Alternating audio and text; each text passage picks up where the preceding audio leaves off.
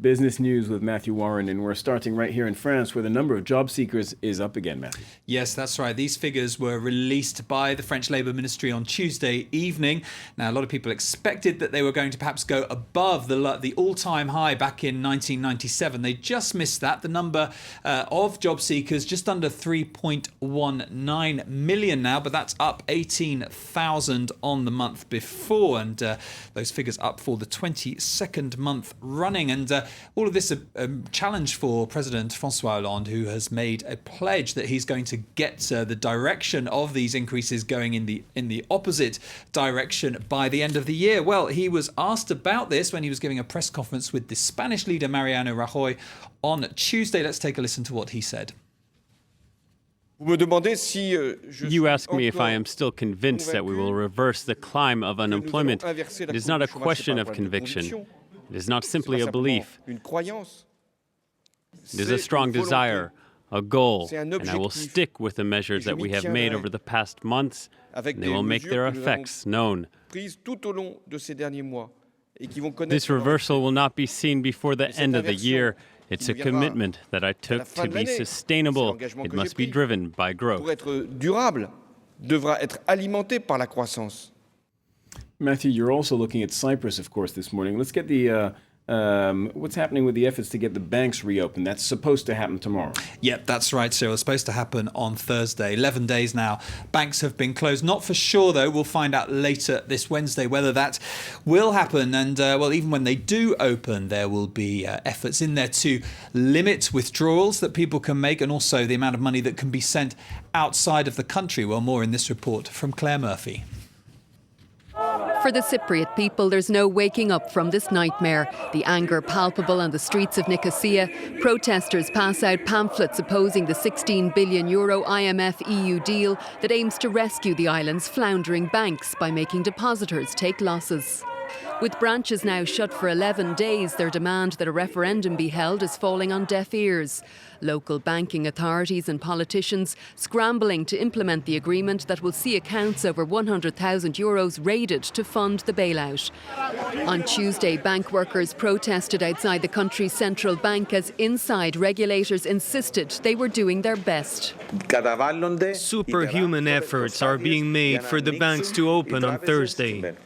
But the aim to reopen branches and restore the public's trust is being made even more difficult by reports Cyprus plans to continue to impose a limit on withdrawals, as well as other draconian measures such as demanding fixed-term deposits be held until maturity.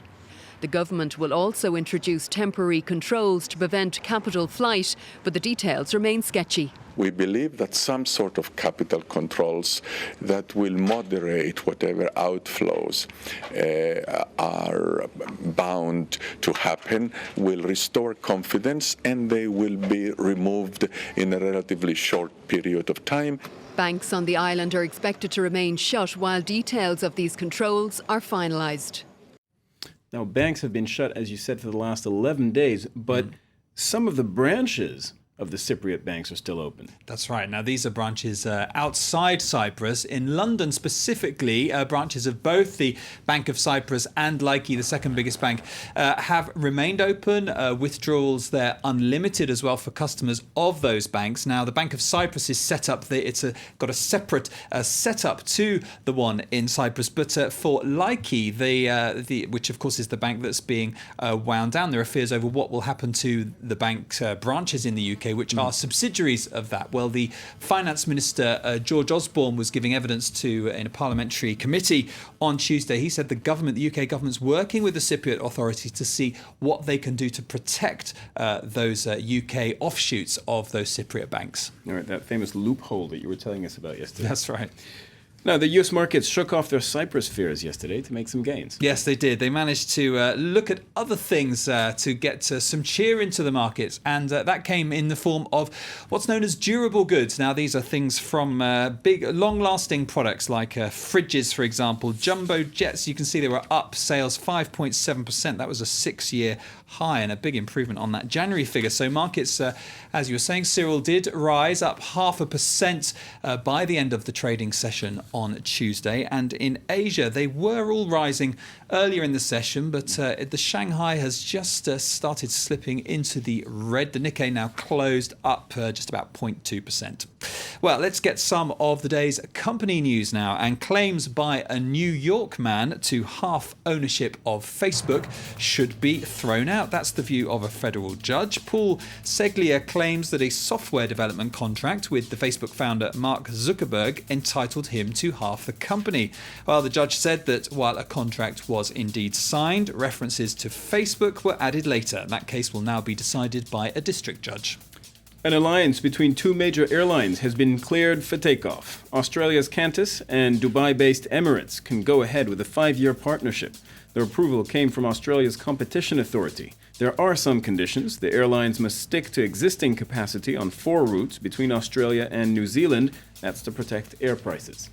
And the head of the car maker Renault, Carlos Ghosn, should make good on his promise to take a pay cut. So says the French economy minister, Pierre Moscovici, in a French newspaper interview this Wednesday. Now, Ghosn made that pledge to cut his bonus by 30% if workers agreed to a new pact on working rules.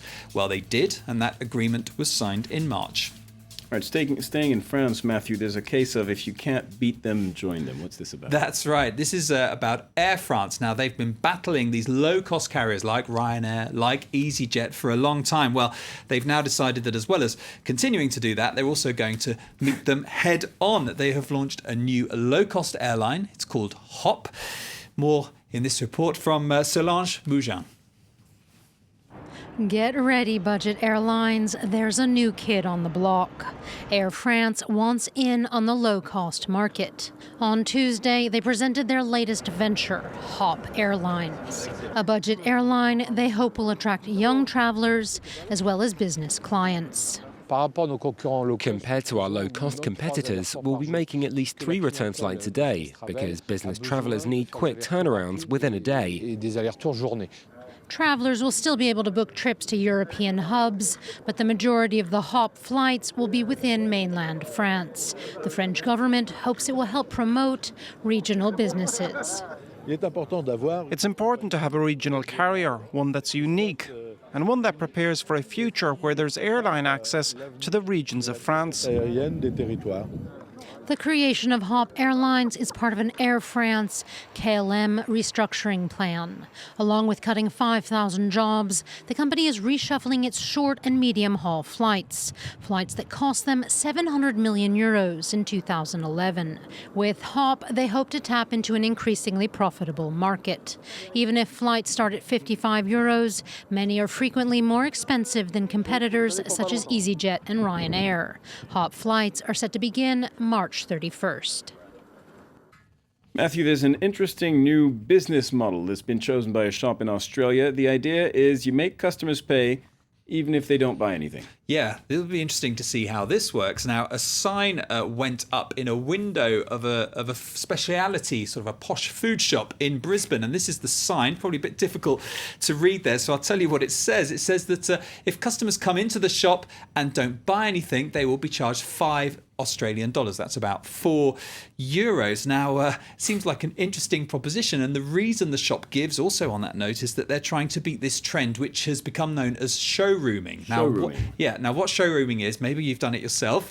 You want to buy something, you go out, you look in the shops, you try things on even sometimes, then you go back home and buy it on the internet because you found that you can buy it cheaper on the internet. Showrooming is what it's called. And it's a problem, of course, for high street retailers who are effectively there like showrooms, and then people go and buy it elsewhere. So this shop has decided that's the way to do it. It's not the first time. There was a shoe shop as well that put a fitting charge on trying on shoes to try and get round the problem as well. But not sure it'll endear them to customers.